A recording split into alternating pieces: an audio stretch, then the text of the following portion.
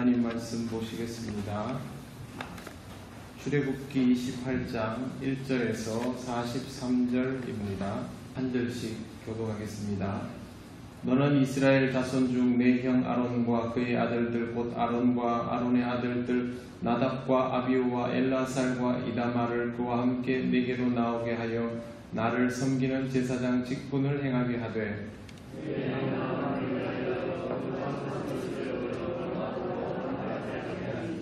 너는 무릇 마음에 지혜 있는 모든 자 곧 내가 지혜로운 영으로 채운 자들에게 말하여 아론의 옷을 지어 그를 거룩하게 하여 내게 제사장 직분을 행하게 하라.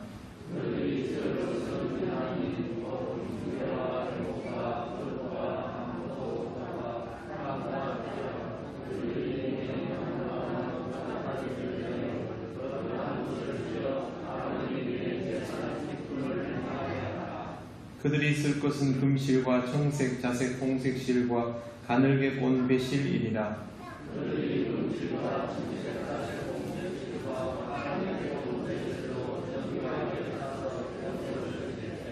그것에 어깨 바지 둘을 달아 그 두 끝을 이어지게 하고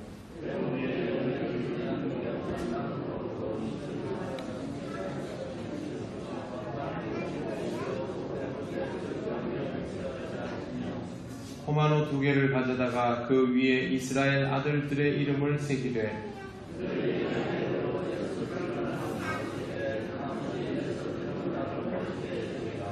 보석을 새기는 자가 도장에 새김같이 너는 이스라엘 아들들의 이름을 그 두 보석에 새겨 금태에 물리고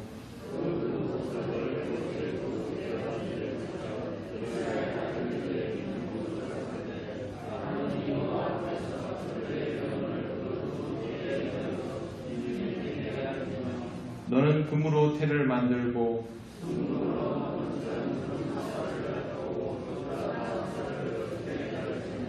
너는 판결 흉패를 에봇자는 방법으로 금실과 청색, 자색, 홍색 실과 가늘게 본 배실로 정교하게 짜서 만들되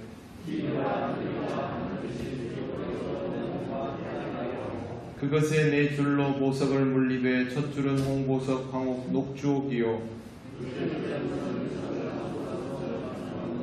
셋째 줄은 호박, 백만호, 자수정이요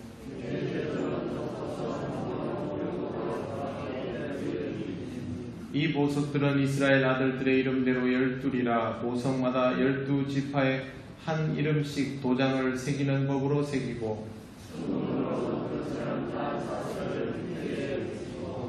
또 금고리 둘을 만들어 흉패 위에 곧 흉패 두 끝에 그 두 고리를 달고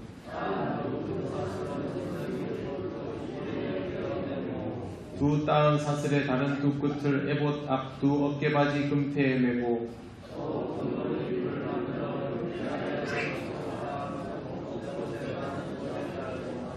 또 금고리 둘을 만들어 에봇 앞 두 어깨바지 아래 매는 자리 가까운 쪽 곧 정교하게 짠 띠 위쪽에 달고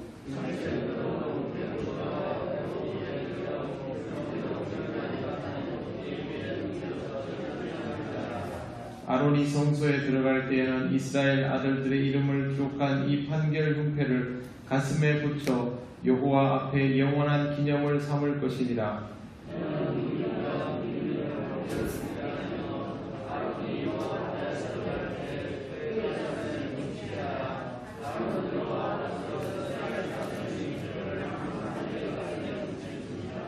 너는 에봇 받침 겉옷을 전부 청색으로 하되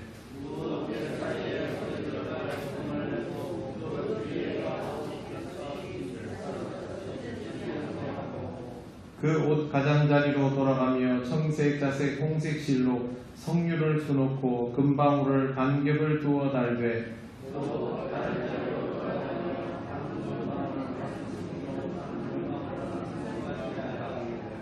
아론이 입고 여호와를 섬기러 성소에 들어갈 때와 성소에 나올 때의 그 소리가 들릴 것이라. 그리하면 그가 죽지 아니하리라.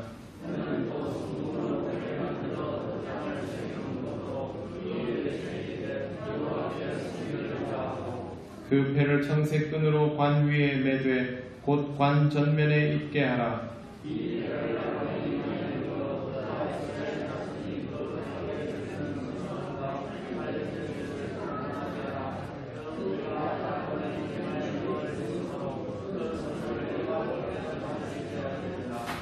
너는 가는 배실로 반포 속옷을 짜고 가는 배실로 관을 만들고 띠를 수놓아 만들지니라.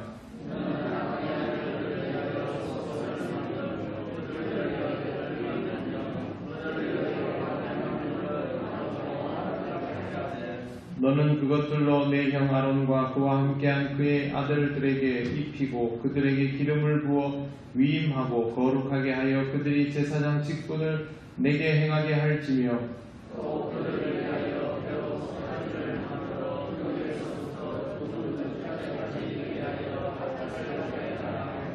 같이 읽겠습니다.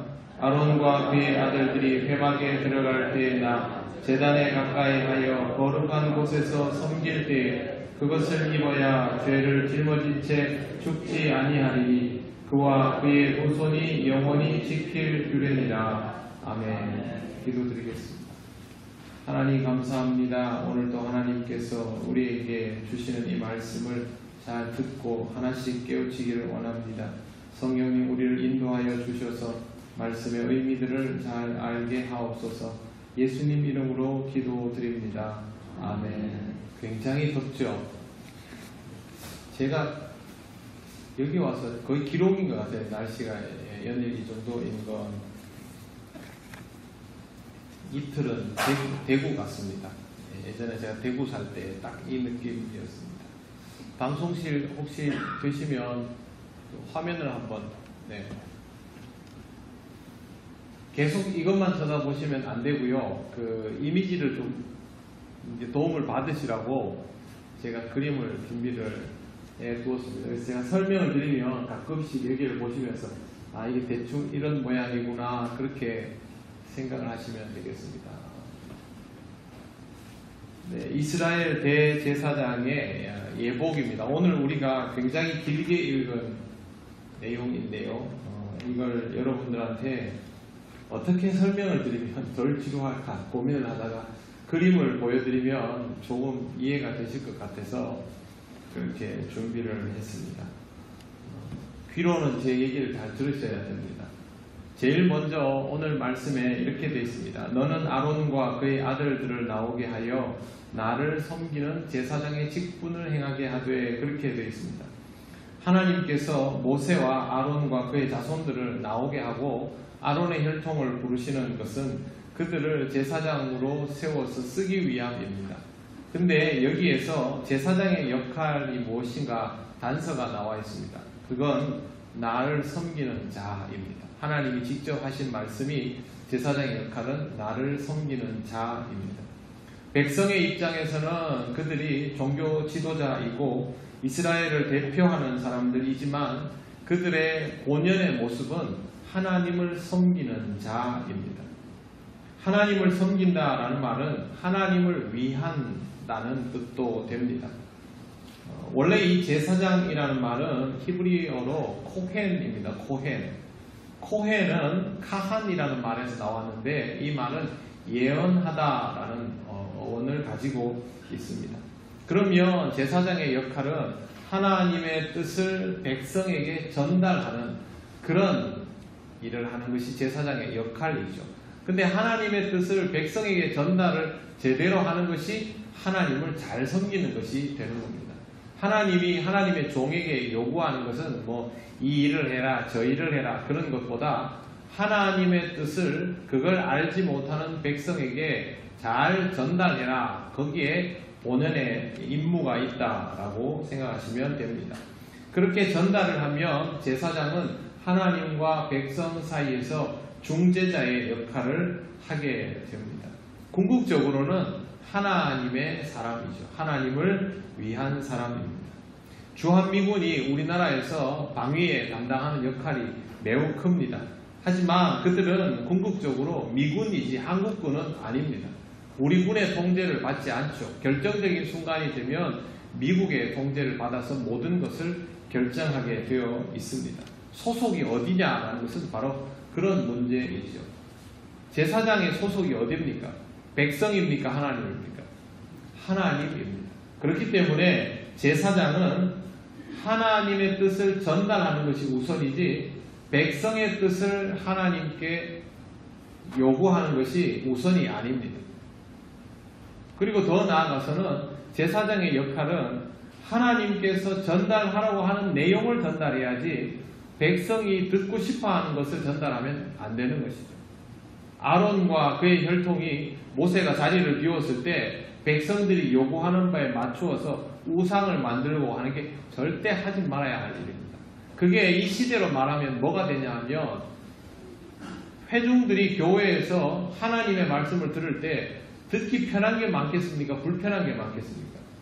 불편한 게 훨씬 많죠. 우리가 말씀을 들으면 제일 먼저 생각나는 게 은혜이지만 실제로 우리가 말씀을 들으면 제일 많이 일어나는 현상은 은혜가 아니라 찔림입니다. 그렇다면 하나님의 말씀이 우리가 들을 때마다 편하고 좋을 리만은 없죠. 근데 그게 부담이 되니까 하나님의 말씀을 조금 더 편하게 내가 좀 받아들이기 쉽게 좀 재밌게 이렇게 했으면 좋겠다라고 그렇게 생각하고 요구하기도 합니다. 그런데 거기에 맞추어 가면 하나님께서 모세가 자리를 비웠을 때 아론이 백성의 요구에 따라서 송아지를 우상으로 만드는 것과 하나도 다를 바가 없습니다. 항상 기준은 하나님께 맞추어져 있어야 합니다. 그래서 말씀을 전하는 것을 저희가 훈련받을 때도 내용이 무엇이냐, 하나님은 어떻게 생각하시냐, 하나님의 뜻을 어떻게 전달하느냐, 그게 제일 중요하도록 훈련을 받았습니다. 여러분들도 말씀에 대하여서는 그렇게 생각을 해야 하고, 하나님의 말씀을 대언하는 자는 내가 그 말씀을 듣지만 이 말씀의 초점은, 이 말씀의 무게중심은 듣는 나한테 실려 있는 것이 아니라 주시는 하나님께 실려 있는 것이고, 나도 이 말씀을 듣고 하나님께 맞추어 가야 한다. 그렇게 생각을 꼭 하고 계셔야만 여기에 대한 오해가 없습니다. 하나님이 뜻 쓰시려고 하나님 뜻대로 부른 사람이 하나님의 종이다. 이렇게 생각하시면 됩니다. 목회자만 그럴까? 그렇지 않습니다. 예수 그리스도께서 오신 이후에 우리는 모두 하나님 앞에서 왕같은 제사장이고 택함을 받은 백성이기 때문에 하나님 앞에서 내가 직분을 받아서 일을 한다 생각하시고, 여러분이 하나님의 메시지를 듣고 전할 수 있는 그런 순간들이 있다면 여러분은 말씀을 전하는 자와 똑같은 마음가짐으로 이런 태도를 가지고 있어야 합니다. 이게 설교하는 사람에게만 국한되는 일이 아닙니다. 말씀을 전할 때는 여러분이 가정에서 가정예배를 드리면서 말씀을 전하는 것, 구역에서 구역예배를 드리면서 말씀을 전하는 것, 교회 학교에서 아이들을 가르치면서 말씀을 전하는 것, 혹은 여러분들이 신앙 공동체 안에서 다른 성도들을 위해서 말씀을 전하는 것, 다 똑같습니다. 말씀을 전할 때는 그 사람은 둘도 없는 하나님의 종이죠. 그렇기 때문에 하나님께 항상 기준을 맞추어야 한다는 것이 중요합니다.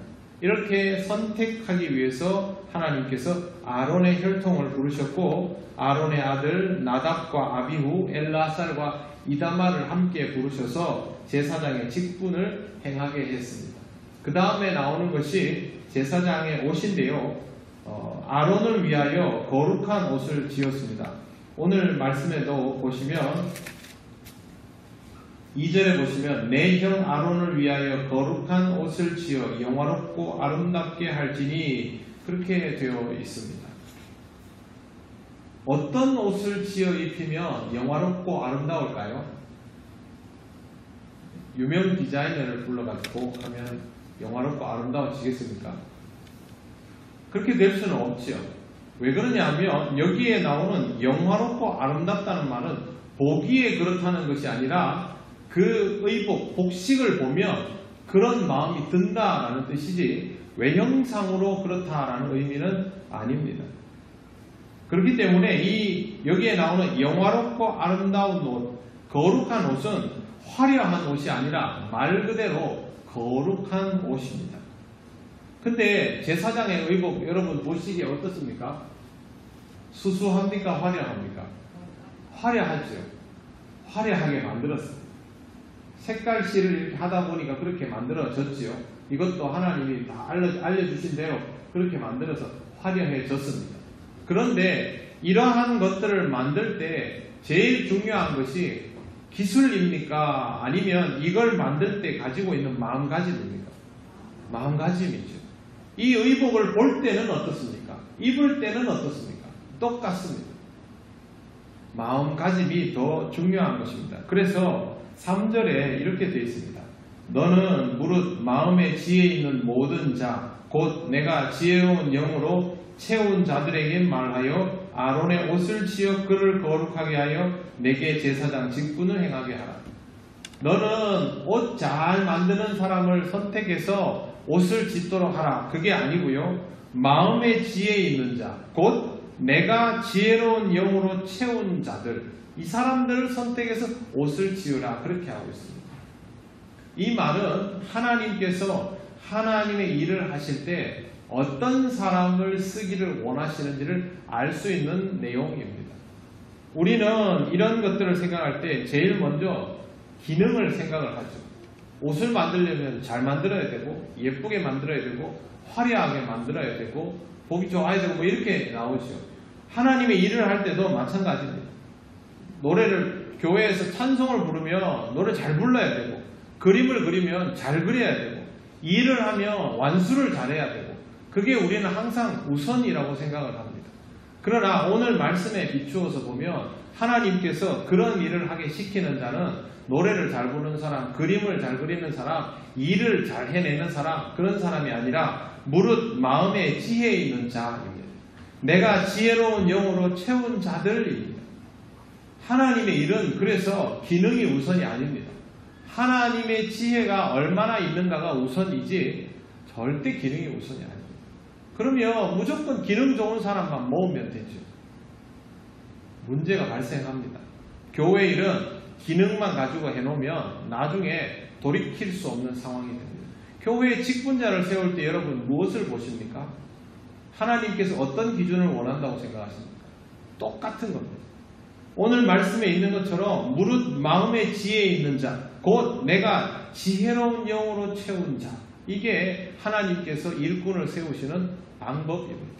우리 교회는 이게 필요하니까 이런 기능이 좋은 사람, 이게 필요하니까 이런 기능이 좋은 사람이 있어야 되지 않나? 큰일 날 소리입니다. 그러면 제사장의 옷을 지을 때도 옷 잘 만드는 사람이 하는 거죠. 성수와 휘장을 세우는 중에 일꾼을 세울 때는 그러면 목수일 잘하는 사람을 세우겠죠. 하나님은 그렇게 일하시지 않습니다.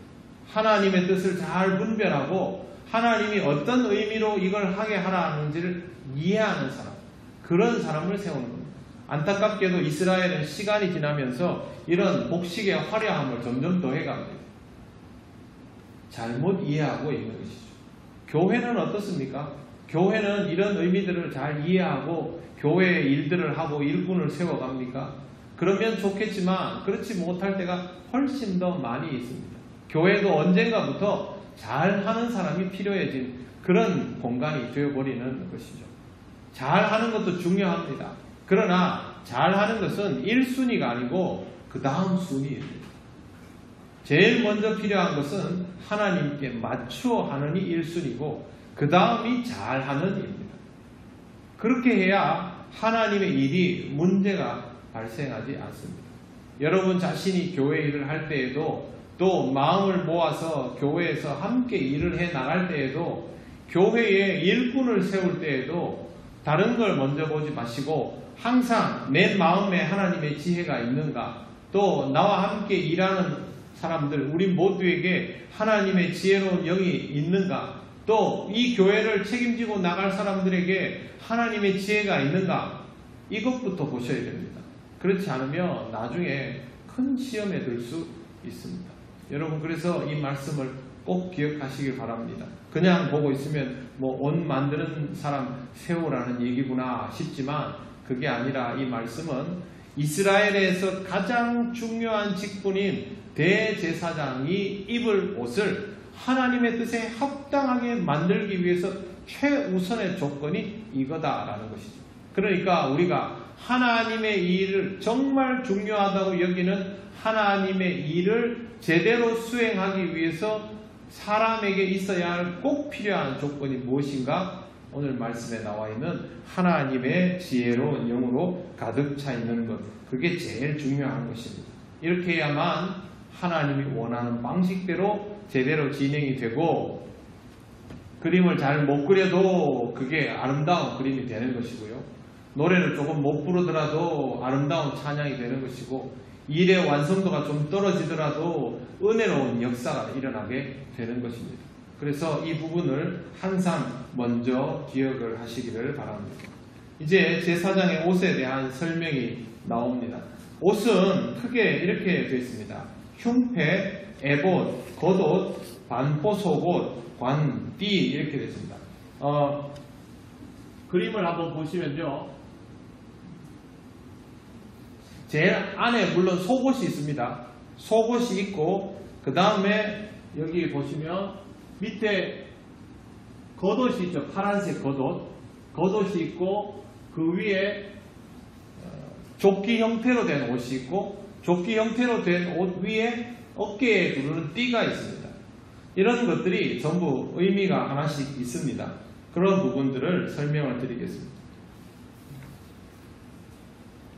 제일 먼저 아론과 그 아들들을 위하여 거룩한 옷을 지어 아론이 내게 제사장 직분을 행하게 하라. 이 말을 계속 반복을 했습니다. 에봇이라는 말은 대제사장에 입힌 옷이라는 뜻인데 원래는 입는다는 뜻입니다. 그래서 이스라엘 사람들에게 에봇이라고 하면 제사장의 의복도 에봇이지만 일반적인 옷도 에봇이라고 부릅니다. 그렇지만 대제사장의 의복이 제일 중요하니까 에봇 그러면 사람들은 대제사장의 옷을 먼저 떠올리게 되어 있습니다. 이 에봇은 대제사장의 겉옷 위에 입던 옷으로 소매가 없고 앞부분은 무릎까지 내려오고 뒷부분은 어깨 위에 견내와 허리띠로 연결되어 있는 조끼 모양의 옷입니다. 그런데 여러분 이 조끼 모양의 옷 그러면 조금 헷갈릴 수 있는데 무릎까지 내려오는 앞치마 있지 않습니까? 오히려 그거와 조금 비슷하지 않을까 생각합니다. 그러니까 생각보다 움직이기 좋도록 만들어진 옷입니다. 예식을 행하러 들어가지만 그렇게 만들어져 있는 옷입니다. 색깔은 금실, 청색, 자색, 홍색실, 가늘게 꼰 배실을 정교하게 해서 만든 옷입니다.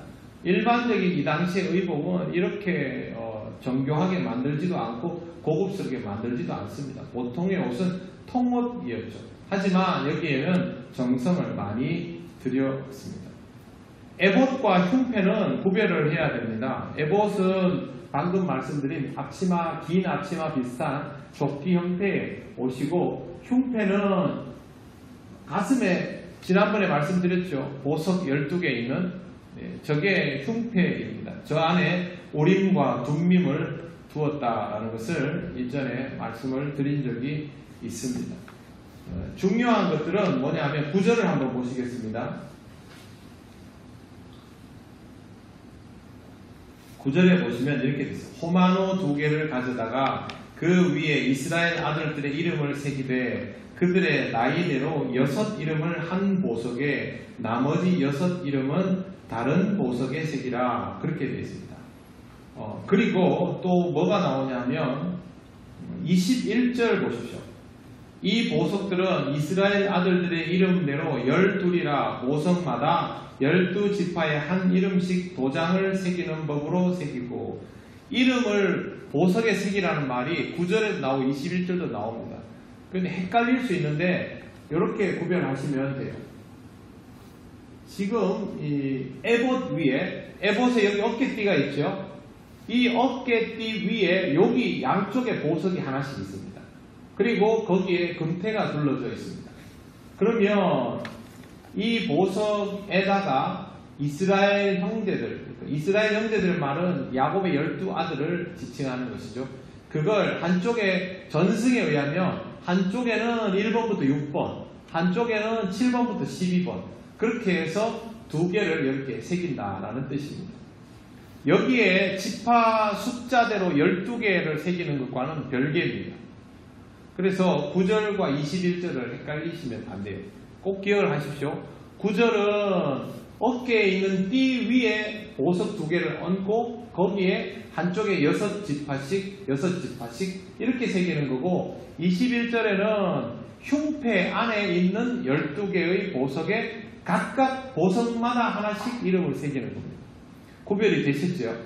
네, 그렇게 구별을 하시면 제일 쉽습니다. 저는 예전에 이거 처음 볼 때 이걸 구별을 못 해가지고 하루 종일 이걸 보면서 멍청하게 있다가 나중에 그림을 보고 이해했던 적이 있어서 그렇게 하지 마시라고 제가 미리 설명을 드리는 겁니다. 왜 여기에 이름을 새겼을까요?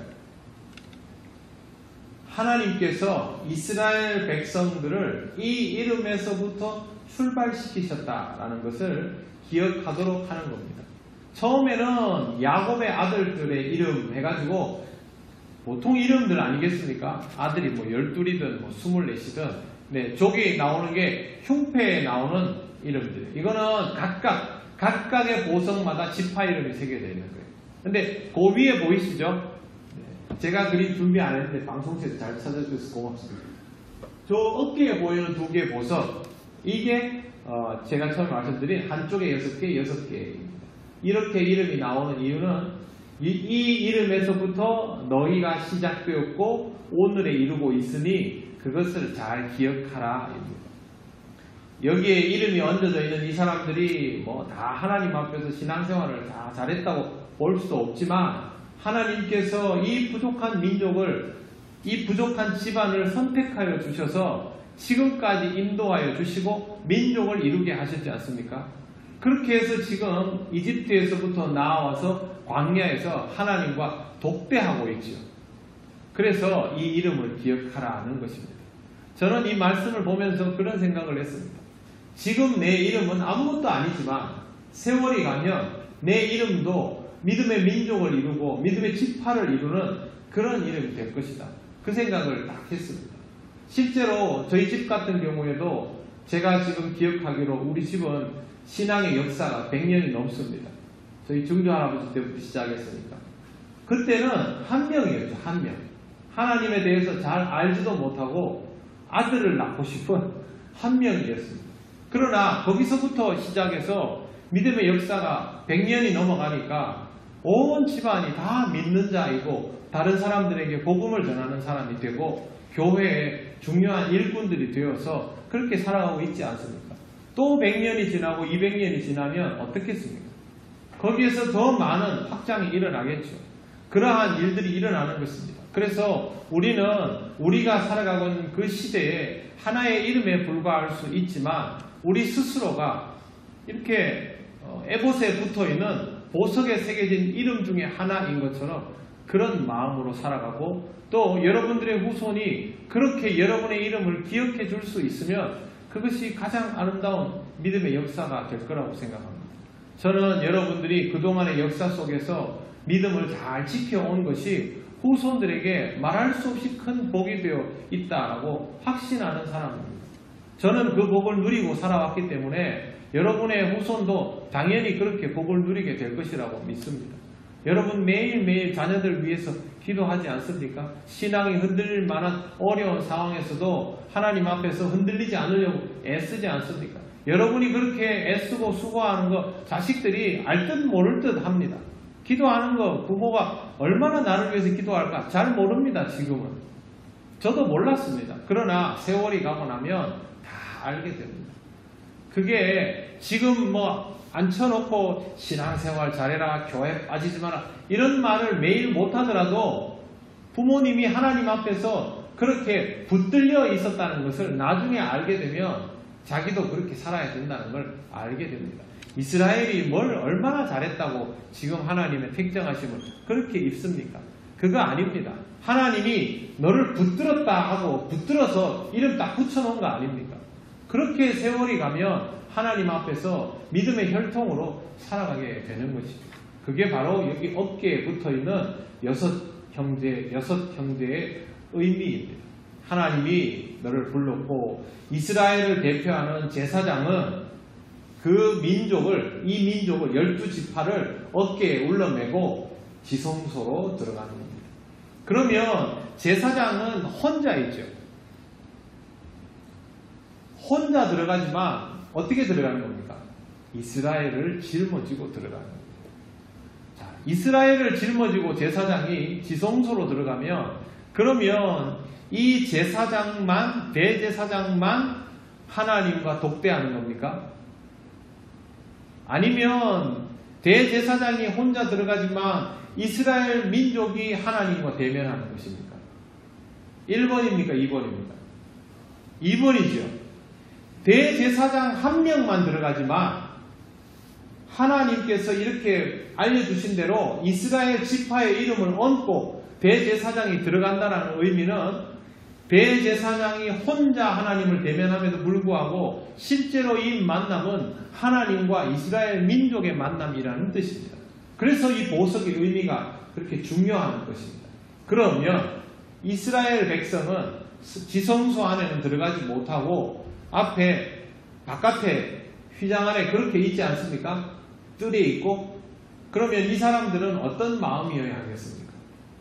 대제사장이 들어갔으니까 알아서 잘 하겠지. 나는 그냥 내 할 일 아니니 이렇게 해야 되겠습니까? 아니면 그 기간 동안 내가 그 안에 있는 것과 같은 마음이어야 되겠습니까?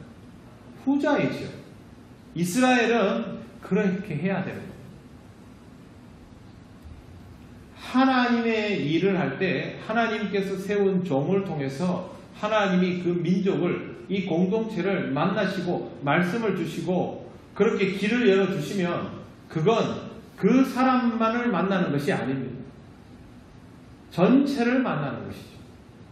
그래서 하나님의 말씀이 들리면 그 말씀을 나의 것으로 받아들일 줄 알아야 되는 겁니다. 이스라엘의 공동체성은 바로 여기에서부터 시작이 됩니다. 이스라엘은 그래서 이런 생각들을 아주 자연스럽게 갖고 있습니다.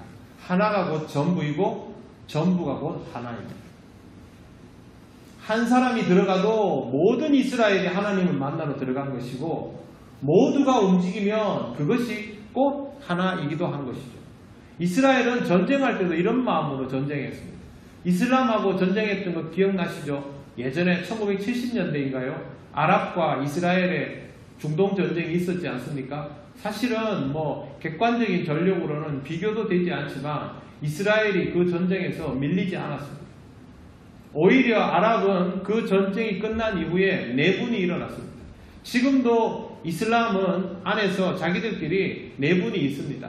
이슬람은 크게 수니파, 시아파로 나누는데 강력한 집단이 사우디아라비아를 중심으로 한 집단입니다. 이게 80%, 나머지 20% 채 안 되는 집단이 이란을 중심으로 한 집단입니다.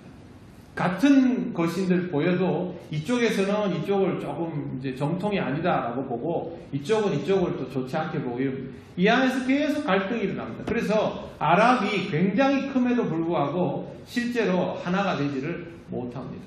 그들도 알라를 믿는다 하지만 그들 안에는 제대로 된 구심력이 없고 실제로는 아주 많은 분파들이 존재하고 있는데 이 분파들은 알고 보면요 다 종교 지도자의 자리를 탐내는 세습 분쟁에서부터 비롯되고 있습니다. 이스라엘은 그런 방식으로 하지 않았던 것이죠. 신앙생활을 함에 있어서 하나님께서 누군가를 세우시면 그게 그 사람의 책무다라고 생각하시면 안 됩니다. 그건 지금 우리가 다니고 있는 이 교회 공동체도 마찬가지입니다. 목회자를 세워놨으니까 다 목회자가 책임져야지, 장로를 세워놨으니까 장로가 다 책임져야지, 그거 아닙니다. 목회자를 세워놨으면 그 목회자가 하나님과 대면하고 하나님 말씀을 받을 때 그 말씀을 나도 받는다라고 생각하셔야 됩니다. 교회에 장로를 세우고 권사를 세우고 직분자를 세워놓고 하나님께서 그들에게 메시지를 주시고 일하게 하시면 아이고 그거는 장로님들이 할 일이지 권사님들이 할 일이지 그게 아니라 저 일이 곧 나의 일이다 라고 받아들여야 됩니다. 그게 하나가 곧 전체가 되는 힘입니다. 실제로 교회는 그렇게 움직여져야 건강해지죠. 이게 안 되면 교회는 모래알 같은 공동체입니다.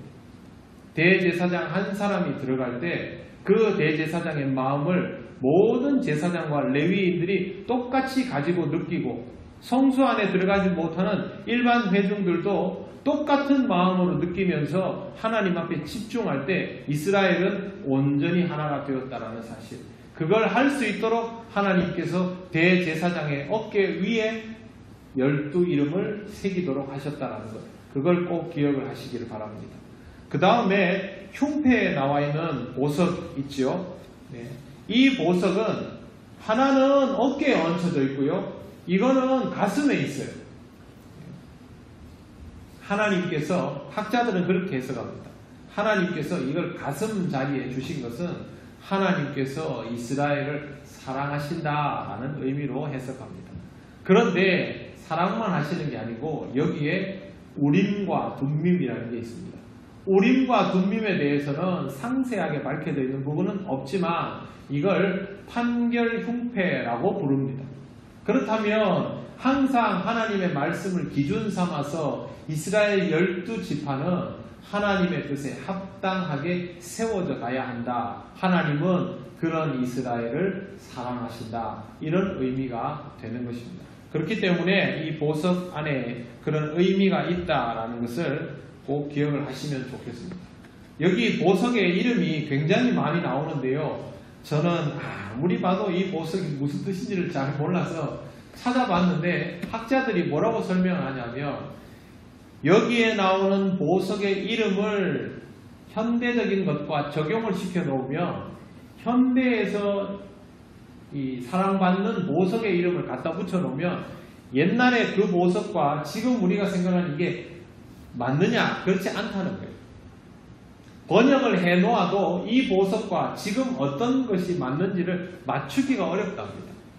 그래서 여러분 여기에 나오는 뭐 보석 이름 제가 아까도 다 봤는데 저는 봐도 이게 잘 몰라요. 홍만호, 황만호, 홍보석, 녹보석, 호만호, 벽옥, 자수정 본 적도 없고요. 근데 이 보석들마다 나름의 이름 뜻은 있습니다. 이름 뜻은 있기는 한데 보석이 지금의 무슨 보석일까? 수정일까? 사파이어일까? 그런 거에는 별로 몰두하실 필요는 없습니다. 하지만 하나님 앞에서 이스라엘 12지파가 이 보석처럼 귀하고 아름답다라는 의미로 그렇게 그들이 귀하게 여기는 보석들로 그렇게 장식이 되고 대제사장이 가슴에 이 보석들을 달고 하나님 앞에 우림과 둠밈을 가지고 들어갔다라는 것, 그것만 제대로 이해하고 계시면 되겠습니다. 오늘 말씀 마지막에 보시면 40절 보십시오. 너는 아론의 아들들을 위하여 속옷을 만들며 그들을 위하여 띠를 만들며 그들을 위하여 관을 만들어 영화롭고 아름답게 하되, 그림 보시면 이 모자가 보기에 따라서는 터반처럼 생겼기도 하고, 근데 약간 그 주방장 모자 비슷하게 생겼습니다. 높지는 않고요. 근데 이제 일반 제사장 모자는 크기가 이 정도라면 대제사장용 모자는 약간 더 넓게 되어 있고 앞에다가 관을 금으로 이렇게 띠 형태의 관을 두르도록 그렇게 해 두었습니다. 41절 너는 그것들로 내 형 아론과 그와 함께한 그의 아들들에게 입히고 그들에게 기름을 부어 위임하게 하고 거룩하게 하여 그들이 제사장 직분을 내게 행하게 할지며, 그 다음에 42절에는 속바지를 만들어서 하체를 가리게 하라 그렇게 되어 있고요. 43절에는 아론과 그의 아들들이 회막에 들어갈 때에나 제단에 가까이 하여 거룩한 곳에서 섬길 때에 그것들을 입어야 죄를 짊어진 채 죽지 아니하리니 그와 그의 후손이 영원히 지킬 규례니라 그렇게 되었습니다. 반대로 얘기하면요, 이런 복식을 지키지 않으면 죽을 수도 있다는 겁니다. 죽을 수 있다는 게 또 어디 나오냐면 34절로 한번 돌아가 보시겠습니다. 34절 같이 한번 34, 35 같이 읽어보겠습니다. 시작. 그 옷 가장자리로 돌아가며 한 금방울 한 성류 한 금방울 한 성류가 있게 하라. 아론이 입고 여호와를 섬기러 성소에 들어갈 때와 성소에서 나올 때에 그 소리가 들릴 것이라. 그리하면 그가 죽지 아니하리라. 똑바로 안 하면 죽는다는 말입니다. 그러니까 이런 것들이 단순히 장식용 의복이 아니라 하나님께서 이스라엘로 하여금 이런 것들을 억지로 지키게 해서 이런 것들의 형식을 통하여 하나님께서 요구하시는 의미와 개념들을 숙지하도록 하셨다라는 것입니다. 우리가 교회에서 예배를 드릴 때 이런 구성으로 예배를 드리고 기도를 드릴 때는 기도에 하나님 앞에 회개하고 감사하고 구성이 있거든요. 그런 것들을 왜 할까? 다 이유가 있습니다. 그냥 하는 게 아니고요. 그런 것들을 하면서 이해하는 것이죠. 우리가 왜 절기를 지킵니까? 그냥 형식을 지키는 거 아니지 않습니까? 그 절기를 통하여 하나님께서 우리에게 알게 하신 것들을 깨닫게 하는 것이죠. 성탄절이 대림절이 되고 성탄절이 되고 성탄절이 끝나면 주현절이 오고 주현절을 좀 지나고 나면 또 사순절이 오고 고난주간을 맞이하고 부활주에 맞이하고 지나고 나면 일정 기간이 지나면 성령 강림절이 오고 이게 그냥이 아니고요. 그렇게 해서 1년의 주기가 가면서 신앙의 훈련을 할 수 있도록 그렇게 하는 겁니다. 그런 것들을 훈련하는 거죠. 결국 우리는 신앙 훈련을 하면서 평생을 살아갈 수밖에 없습니다. 이스라엘도 광야에서 다른 거 한 거 아닙니다. 훈련 받은 것입니다. 훈련을 잘 받고 나면 우상을 숭배하는 자들이 드글드글한 가나안에 들어가서도 신앙생활을 잘 할 수 있도록 하기 위해서 하나님이 이 과정을 주셨습니다. 저와 여러분의 삶 속에도 하나님께서 훈련의 과정을 주셔서 오늘에 이르게 하신 것이죠. 그러므로 여러분에게 주어진 모든 상황들 속에서 하나님이 주시는 이런 훈련의 과정들을 귀하게 받으시고 말씀을 통하여 생활을 통하여 조금씩 깨달아 가시고 성장하게 되시기를 바랍니다. 그러면 이런 모든 것들은 여러분의 삶 속에서 형식으로만 남아있는 것이 아니라 내 삶 속에 녹아있는 하나님의 귀한 가르침이 되는 것이고 그만큼 성숙한 신앙이 될 수 있습니다. 형식에 멈추지 말고 그것을 잘 지킴을 통하여 의미를 더욱 깊이 새겨가시는 지혜로운 그리스도인이 되시기를 바랍니다. 기도드리겠습니다. 오늘은 하나님 앞에 먼저 지금의 상황에 대해서 함께 좀 기도를 드리면 좋겠습니다. 코로나19로 인해서 상황이 매우 좋지 않게 되었습니다만 또 우리가 이 시기를 잘 이겨냄을 통해서 하나님 앞에서 조금 더 성숙해져 갈 수 있으리라 믿습니다. 하나님께 이렇게 기도하길 원합니다. 하나님, 우리가 이 시기를 잘 이겨내게 하옵소서. 서로를 생각하고 서로를 배려하는 우리들이 되게 하시고 특별히 우리 그리스도인들이 타의 모범이 되게 하여 주시옵소서. 다같이 기도드리겠습니다. 아버지 하나님, 은혜를 감사합니다. 어떤 상황에서도 하나님 함께하여 주셔서 수많은 고비를 이겨내었던 우리 믿음의 선조들처럼 우리도 하나님 아버지 이 위기 속에서 누구보다 위기를 극복할 수 있는 능력이 있는 그런 후손들임을 믿습니다. 하나님 아버지, 두려움이 있을지라도 그 두려움에 주저앉지 않게 하시고 먼저 믿음의 모범이 되게 하시고 이웃을 품고 배려하는 성숙한 그리스도인이 되게 하여 주시옵소서. 하나님, 우리가 이웃들을 살핌을 통하여 누구보다도 하나님을 확신하고 하나님을 바르게 믿으며 살아갈 수 있는 자임을 이 세상에 드러내어 복음을 온전히 증거할 수 있는 그런 그리스도인의 삶으로 나아갈 수 있게 하여 주시옵소서. 하나님, 이 고비가 우리에게 전화위복의 계기가 되게 하여 주실 줄 믿습니다. 우리는 끝까지 믿음으로 하나님께서 원하시는 길로 나아갈 수 있기를 원하오니 성령님 우리를 인도하여 주시옵소서. 하나님께 이렇게 기도하면 좋겠습니다. 하나님, 깊은 묵상이 필요한 이 시기를 통하여 우리의 신앙이 더 깊어지기를 원합니다. 성령님, 우리가 세상의 분주함 속에서도 하나님과 더욱 깊이 만날 수 있는 그런 믿음의 사람으로 살아가게 하옵소서. 이 시간 기도드리겠습니다. 아버지 하나님, 은혜를 감사합니다. 어려운 시기라서 여러 가지로 참 고민이 많은데 그럼에도 불구하고 하나님 아버지를 깊이 생각하고 깊이 묵상할 수 있는 기회가 지금 이때가 아닌가 생각합니다.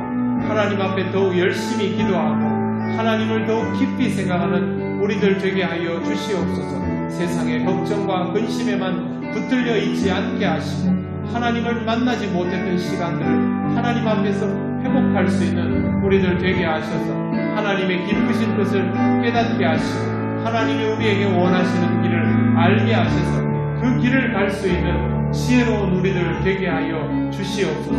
하나님께서 우리를 더욱 지혜롭게 하셔서 이 시대의 고비를 넘길 뿐만 아니라 다음 세대를 위하여 하나님 이 땅에 복음의 빛을 전할 수 있는 믿음의 사람들, 지혜로운 사람들이 되게 하시기를 원합니다. 아버지 하나님, 우리에게 역사하여 주셔서 우리가 더욱 깊은 묵상의 자리를 통하여 하나님의 뜻을 잘 분별하는 지혜로운 사람이 되게 하여 주시옵소서.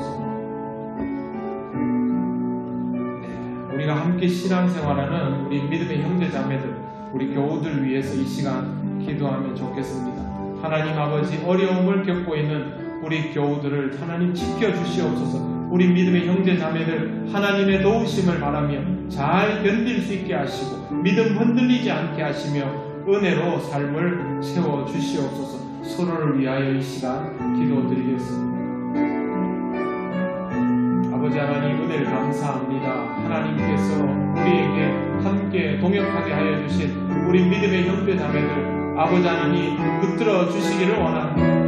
가정마다 하나님께서 위로와 평안이 있게 하시고 경제적으로 어려움 없도록 하나님께서 채우시고 입혀주시기를 원합니다.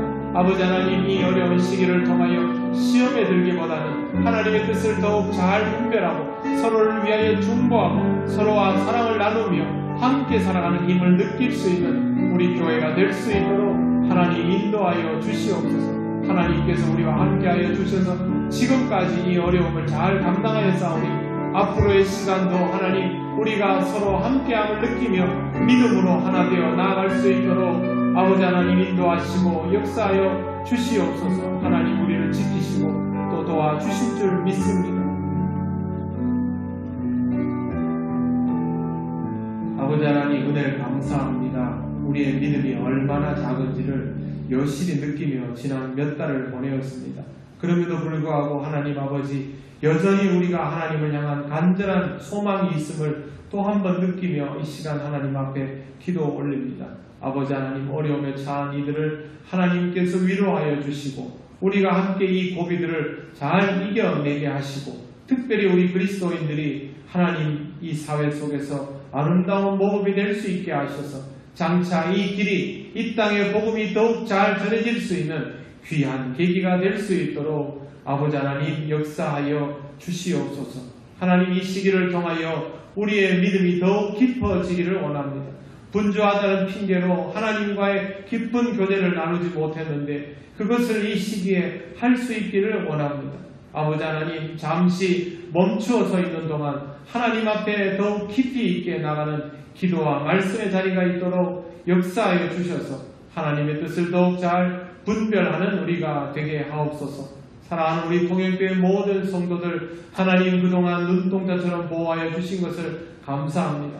앞으로도 하나님의 변함없는 인도하심과 보호하심을 원하오며 간절히 구하오니 주님께서 지키시고 인도하여 주시옵소서. 물질로 인하여 시험 들지 않게 하시고 믿음 약해지지 않게 하시고 든든히 세워져가는 가정이 되게 하시며 서로를 위하여 중보하는 아름다운 믿음의 공동체가 될 수 있도록 하나님 인도하시고 역사하여 주시옵소서. 교회의 모든 일들을 함께 바라보며 함께 기뻐하고 함께 책임지며 함께 중보할 수 있는 우리가 되게 하셔서 주님 안에서 날로 견고하게 세워져 가게 하옵소서. 감사드리며 예수님 이름으로 기도드립니다. 아멘.